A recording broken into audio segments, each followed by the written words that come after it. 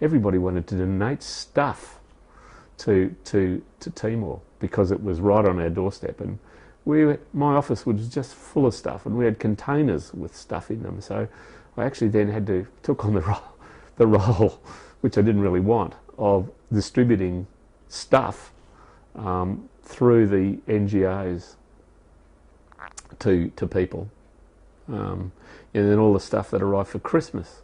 Oh, and that was embarrassing, because Bishop Bello had said, we don't have toys, we don't have gifts at Christmas. Our celebration of Christmas is a celebration of the nativity and birth of the Lord Jesus, and we don't have gifts. He's the gift that the children, if you bring gifts to them, they will know nothing more than greed, and you'll teach them about the greed of the Western ways, and I'd rather not happen. I said, well, Bishop, we've got sort of about 20 container loads of toys and books and stuff, so all right. But he wanted us to finish on the Sunday before Christmas and not continue after, so that would allow time for people. So we issued a directive, but it didn't work.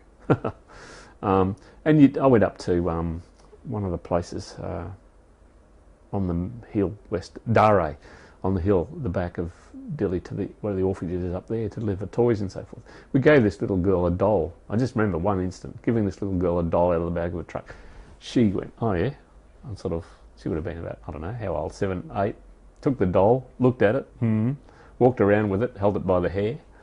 It didn't mean anything to her at all, and before I went, I noticed she'd put it at the foot of a tree and walked away.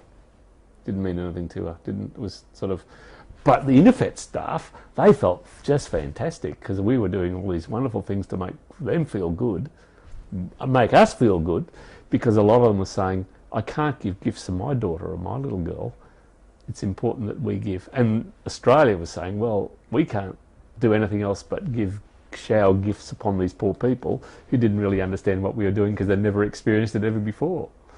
Anyway, most people stopped on the Sunday before, or the few days before Christmas, except I had said the Christmas Day service at